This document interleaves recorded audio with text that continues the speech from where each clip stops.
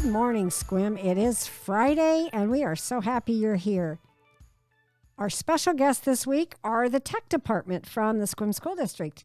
And with us today, representing the entire tech department, would be Beauregard Young, the tech director, and Maria Seabolt, who is our guru with all of the Skyward family access that everyone needs at all the schools all the time. I don't know what we'd do without the two of you. And then also in the tech department, we have Scott Harmson, who is our network coordinator, and Spencer Chisnall and Travis Manley, who are our tech department. We deploy them to the schools to make sure that all of our devices are working.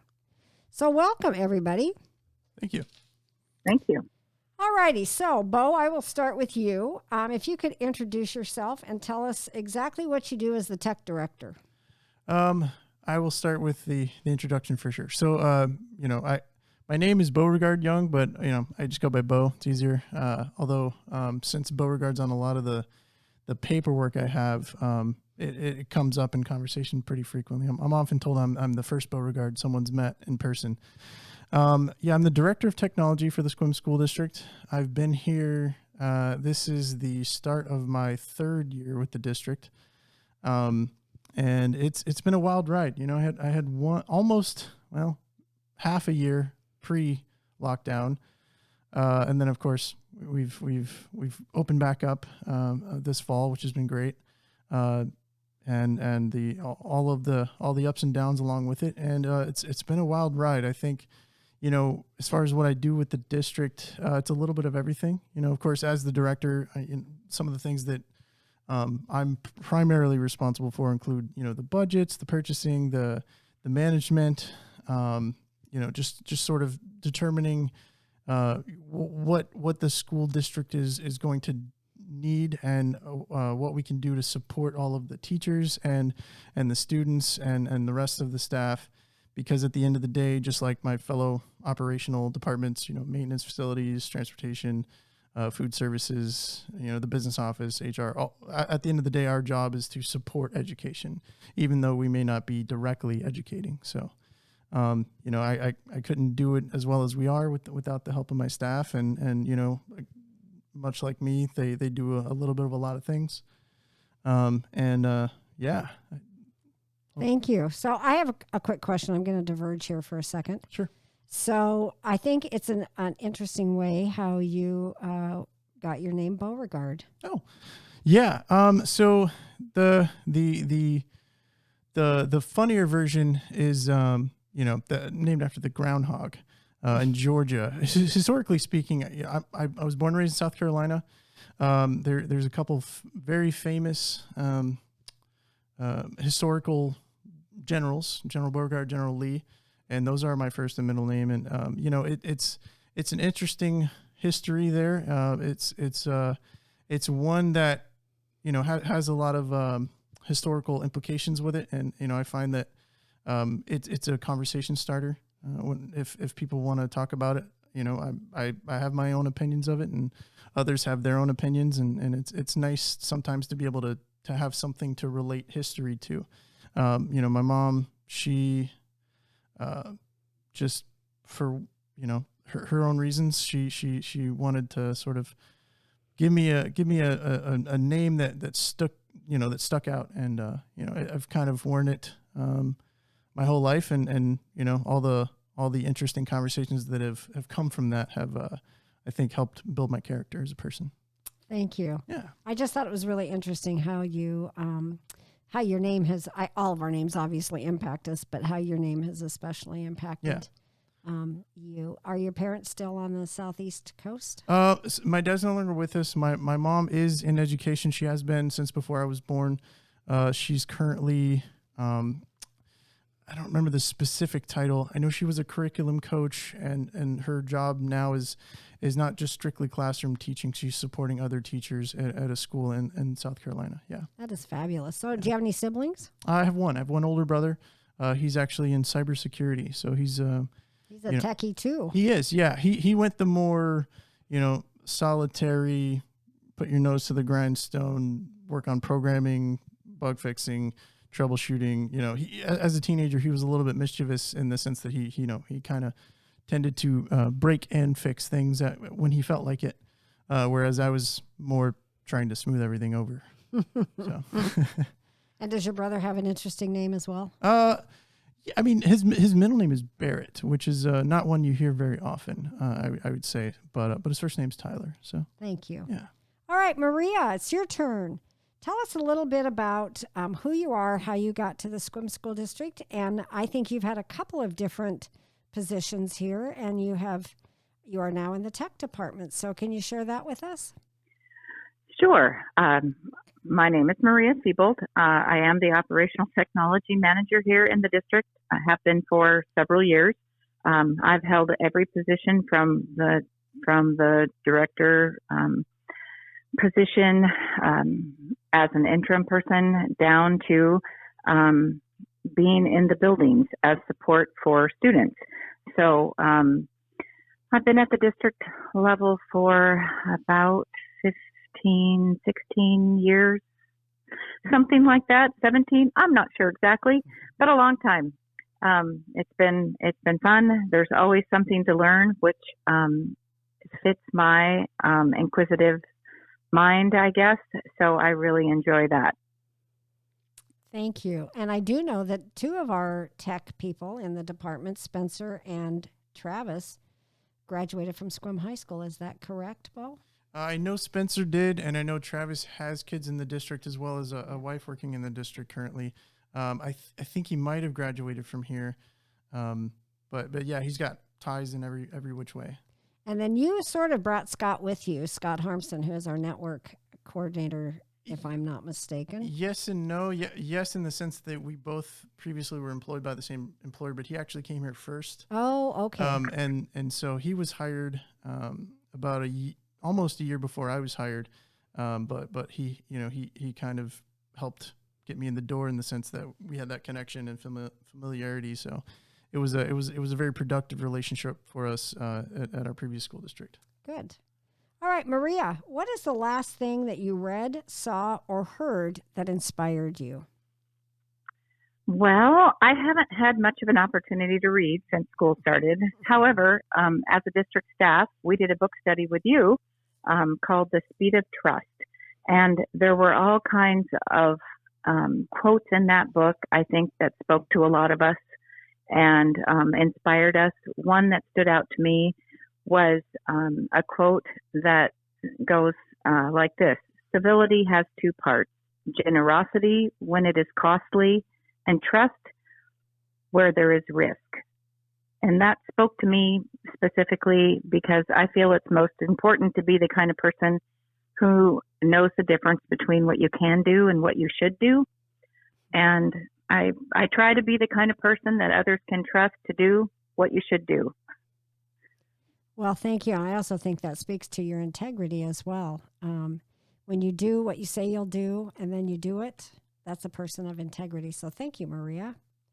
Thank you. All righty, Bo, what have you seen, read, or heard that has inspired you recently? And I know that I will just say that our technology department is running just as fast as they can. So I understand why there may not be a lot of time to do leisure activities.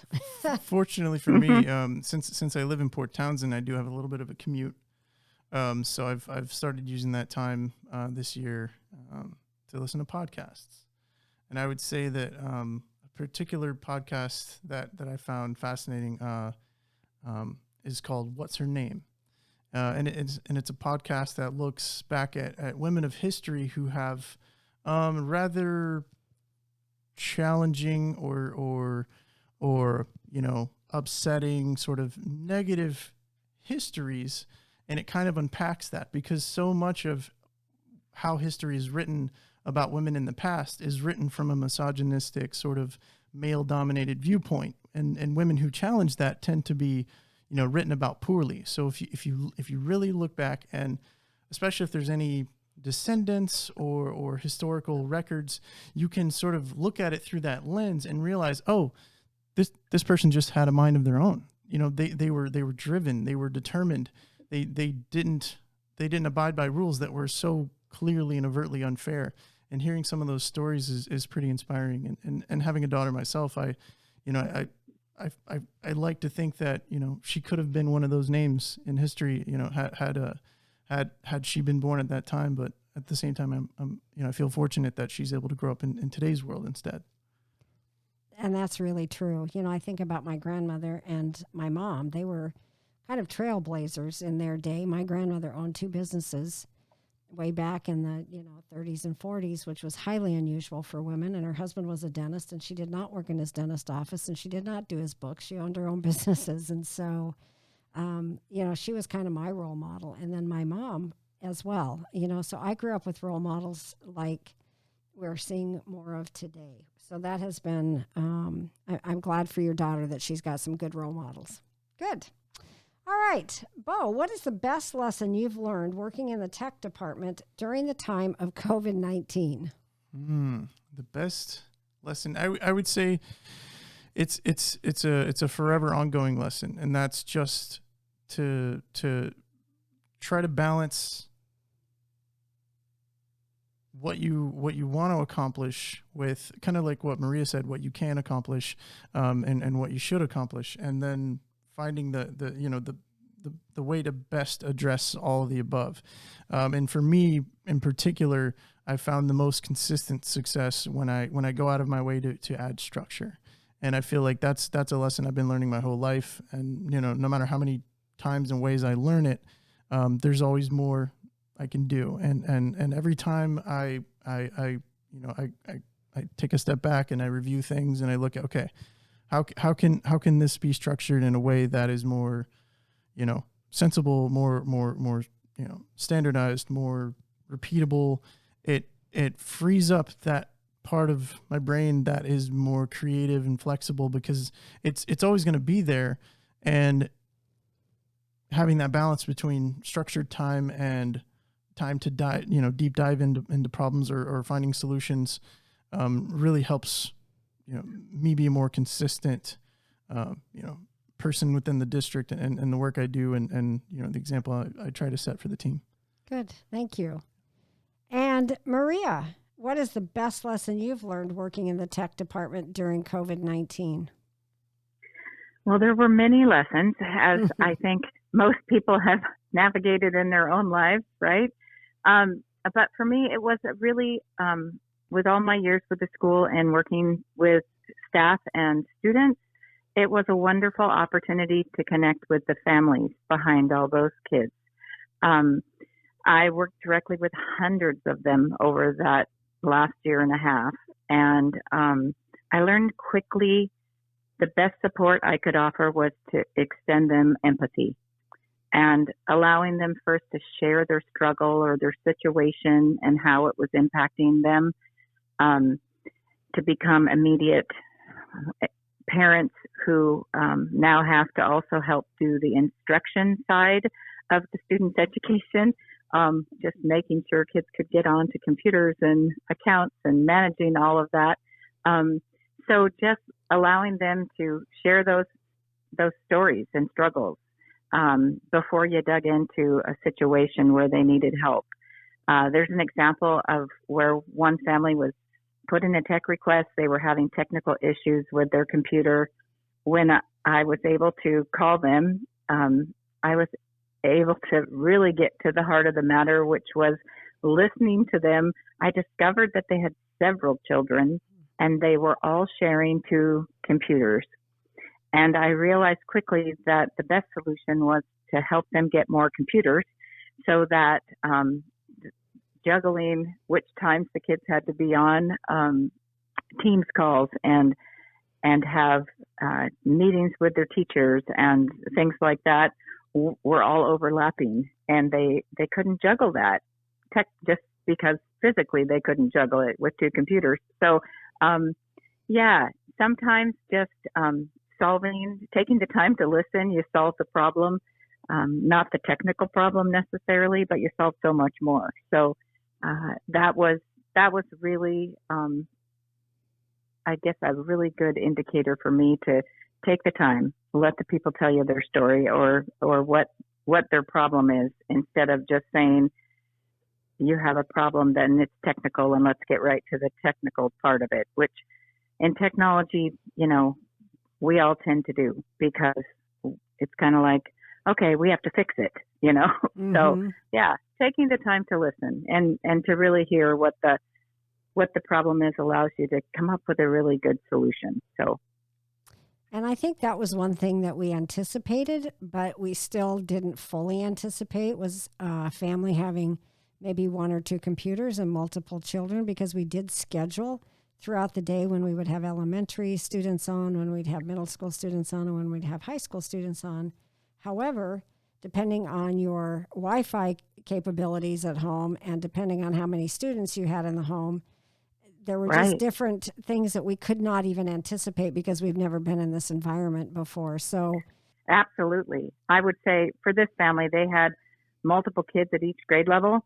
And so nothing was, nothing outside of just having the ability for another person to be on at the same time, kind of a thing. You can't anticipate that. And they had resources and they thought it was going to be fine, but they needed more. So yeah, it's really, we were really able to help. We partnered with a nonprofit in our community that helped put a lot of computers into the hands of families. And so the district really utilized those community resources and let parents know about them as well. So it was a win-win for everybody. It was. And then Bo was able to secure some grants. So now all students are able to be one-to-one. So if we ever have to do this again, go back to remote learning, which I'm not anticipating. So I don't want to put that out there. But if we ever did, we'd be in a better position, A, because we have more knowledge about how it works, and B, all students then would have their own device. So we've learned a lot along the way. And Bo, what have you learned during this COVID-19? I would say the focal point specifically in regards to how the environment has sort of changed has just been what it means to provide support for education, right? So historically speaking, there are teachers at every school who, as far as technology is concerned, they could do without it. From a personal computing standpoint, they don't need the students to have laptops. They don't need the students to have internet access. They can do what they need to do on the board. They can do what they need to do, maybe with just their teacher station. And with remote learning, that option went away. And sure, you could send home paper packets, but you're getting back so little. As far as I understood it, the schools weren't generally requiring that the packets be returned completed, because it just the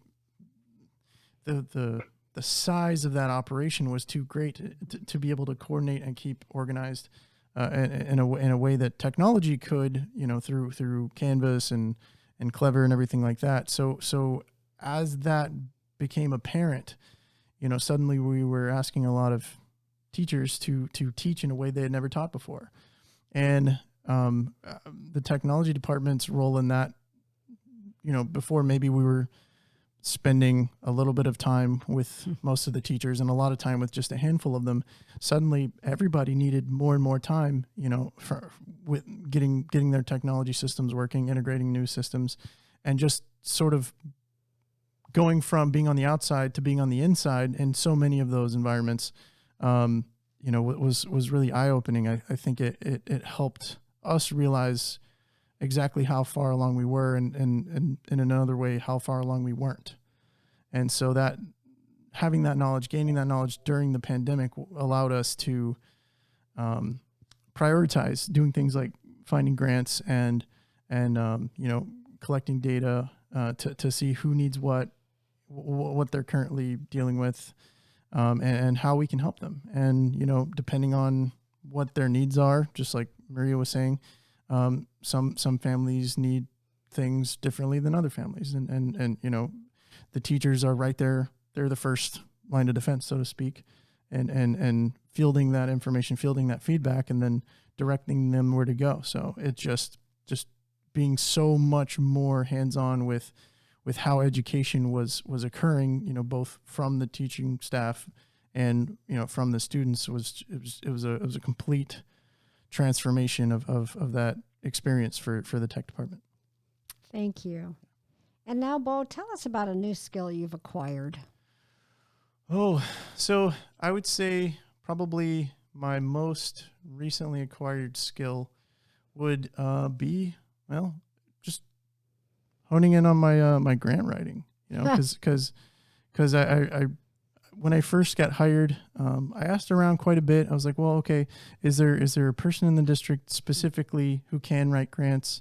And is that something that, is there a system in place that I could just put information into? And realizing that, just like at my last district, it was kind of the same here, and I imagine at many school districts, where if you want a grant, and it's in your area of expertise, you pretty much have to be able to find it. And so learning that there are pieces of data that I need to keep up to date, to be able to insert into documents, to be able to make the phone calls, send the emails. I call it a dog and pony show because it's I use the phrase to sort of indicate there's very particular steps and pieces of information that most places need. But in some cases, when it's a small donor, you talk with them in person, or you talk to them on the phone, or something much more personal, something much less formal. They still need some documentation for the purposes of the donation, but it's been sort of my most frequently updated and adapted skill, if not brand new, since I started working for the Sequim School District. Thank you. And that is quite a skill to have, because if you can write grants, you can secure funding for your projects. Maria, what is a new skill that you have acquired recently? Well, specifically, I'm not sure that I have a specific new skill that I guess I could speak to, but part of my duties in the district are to onboard the new systems, such as online curriculum. And in the past couple of years, that has gone from one or two things a year to maybe 15. I don't know. Yeah, a lot. So with that, it involves me understanding how each program operates, how the students get in, how the teachers get in, how it integrates with the other systems that we have, so that I can be a support for a student or a teacher if they call with issues that something isn't perhaps operating the way that they would expect it to. So I've had many of those. The learning curve has been steep, and it's very interesting. And we have, as a district, Bo just touched on a couple. We are committed now to Canvas, and which is a learning management system, which allows us to easily integrate other applications, so students can have more of a one-stop portal, and teachers can do assignments and grading and things passed back into our student information system. So it's kind of a big, lots of processes making a complete circle, I guess. So it's been great for the students, great for the staff, and I think really streamlined the process during remote learning and things for the family. Thank you. And you mentioned Canvas, and Clever was the sort of in between system that connects to the student information systems. I know I mentioned it earlier, and you referred back to it, and then the other bonus I'd say about Canvas too is that when the students become familiar with it, especially at the high school level, most of the colleges and universities in the area also utilize Canvas, so that it gives them some skills to be ready for many college options out there. That's fabulous. That's a nice alignment for them. All right, last question. Maria, can you tell us a time when you saw belonging play a vital role in a student or staff member's life? Well, over the years, I think I've seen where just being a part of the school district family has been really important to students and to families. I personally had an opportunity to connect with a wonderful family who had moved here in the fall, bought a house, moved here with their children, and unfortunately one of their children had a health emergency, I guess. Anyway, he was not able, he did not survive. And the school district rallied around the family and was able to help them in all kinds of ways. The family stayed in the school district because of the support they got, and they really felt like they belonged here, though they didn't hardly know anybody. They were just really, really embraced and really supported through such a trying time that I can't imagine. But that is probably the one that has impacted me the most over the years, because I haven't lived in Sequim my whole life either. And I had kids in the district when we moved here, and I can't imagine feeling having that kind of experience that you're having to deal with and not having the support of the people you know best, your friends, your family, those kinds of things. So the school district really, and the staff and the students, they really supported this family. And it was touching and remarkable. And I had many opportunities to talk with them over the year after this had happened, and they always said how wonderful it was that they were here, because they had so much, were extended so much love and support and encouragement from the students and the staff. So I think that's probably the biggest thing that has impacted me. As far as a staff member, I've also had the opportunity recently to work with other people in the district to come together as a association, and that has been quite a great learning experience as well. So where we all work together as a team, and I just appreciate that. I think that's another lesson probably that came from COVID for our district, was all of the staff, all of the families, all of the students.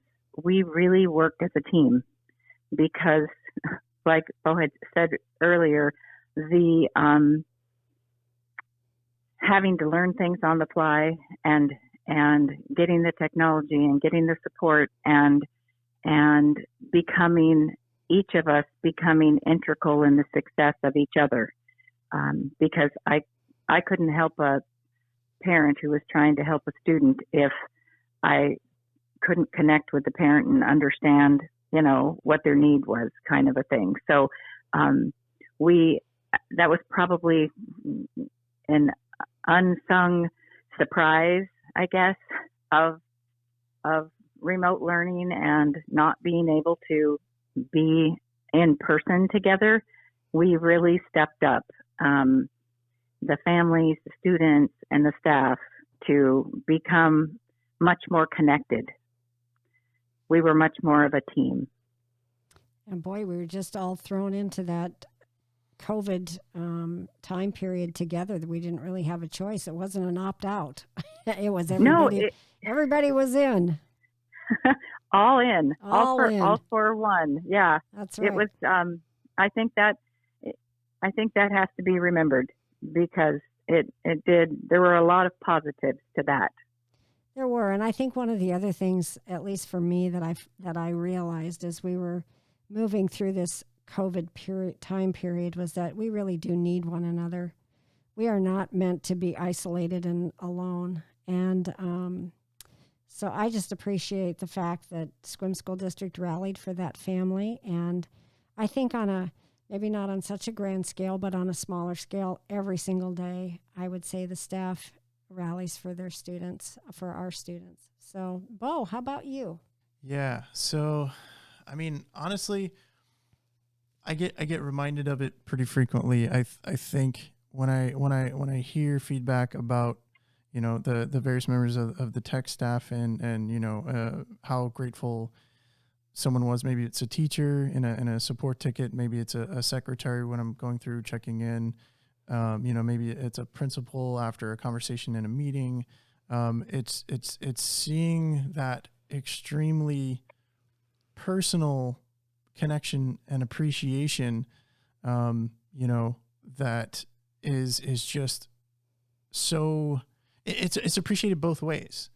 You know, when someone takes the time to tell you, you know, thank you, or that they appreciate the work that you've done, or they give you a thumbs up emoji, you know, whatever it is for them, however they communicate their gratitude, it reminds you that we're all people. You know, it's not just, you're not just, you know, encountering a problem, performing work, and then moving on, right? It impacts how they do their job. It impacts how they interact with one another, how they interact with you, and you know, how you interact with them, because it's a lot easier to show up with a smile on your face when you know people appreciate that you're there.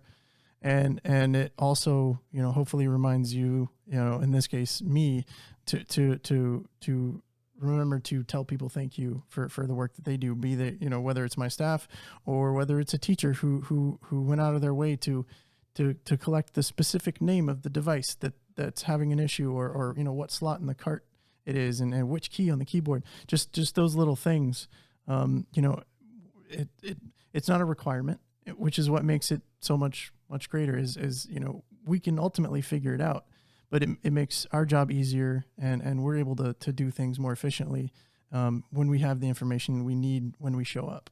And for people to take the time to do those things, it reminds us that people care, you know, not only about getting the problem solved, but just, you know, just because it's you know, it's going to affect the quality of the education that the student who's assigned to the device is going to get, because, you know, they need to have a functional device, and you know, it's just the ripple effects go in every direction. And so I would say just it's just a constant new reminder that, you know, we're all out here doing our best, and sometimes our best isn't that great, but if we're putting in an effort and we care, then, you know, we power through, and we learn, and we get better. Thank you, Bo. And thank you, Maria, for joining me today on the podcast. And thank you, Sequim, for joining in. And we want to wish everybody a wonderful Friday and a happy weekend. Thank you for joining us today, and have a fantastic Friday, Sequim.